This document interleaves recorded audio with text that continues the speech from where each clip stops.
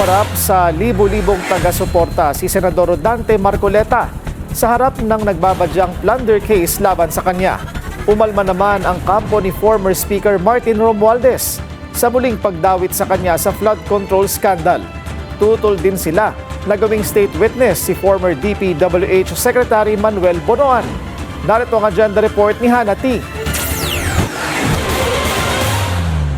Nakahanda po akong magpakulong. Kung kinakailangang maaresto po ako, wala pong problema. Kung ito po ang kabayarang hinihingi para ipagtanggol ko ang katarungan at ang pambansang kagalingan at ang interes ng mamamayang Pilipino. Naghiyawan ang ilang mga taga-Iglesia ni Cristo nang ipahayag ito ni Senator Dante Marcoleta. Sa gitna ng bantang plunder case laban sa kanya, sumipot pa rin siya sa day 2 ng protesta sa EDSA na unang inihayag ng INC na suporta raw para kay Marcoleta. Non-bailable ang balak na ihaing kasong plunder laban sa kanya dahil sa umano'y pagtanggap niya ng 75 million peso campaign donations para sa 2025 polls. Private funds ito para sa senador.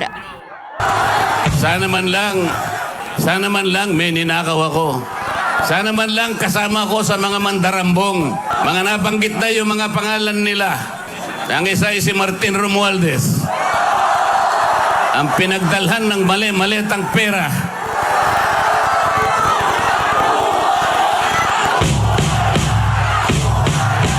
Imbento para kay Marcoleta ang magiging asunto. Yan ay para hindi raw siya makasipot sa impeachment trial ni VP Sara sa susunod na linggo at gusto lang daw siyang patahimikin kaugnay ng investigasyon niya sa flood control scandal. Bakit ang ombudsman ang nagagalit sa akin? Hindi ba dapat tulungan pa nila ako? Sapagkat iisa ang layunin namin. Sabi ni Ombudsman Jesus Crispin Remulla, hindi naman daw mababago ang desisyon nilang magsampa ng reklamo kahit may protesta ang INC.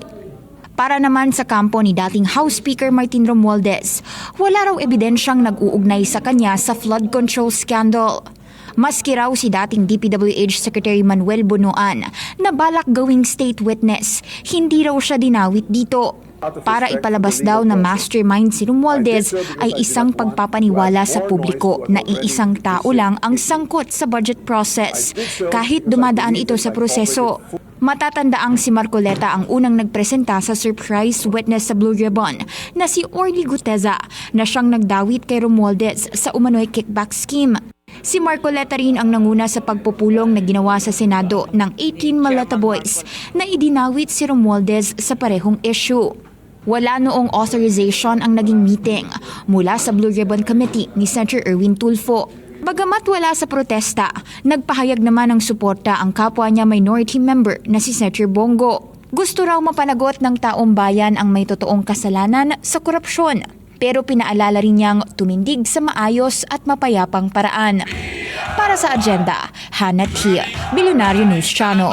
Manatiling nakatutok sa Billionaire News Channel, sumubaybay sa aming social media accounts at mag-subscribe sa aming YouTube channel para sa mga eksklusibong balita at storya.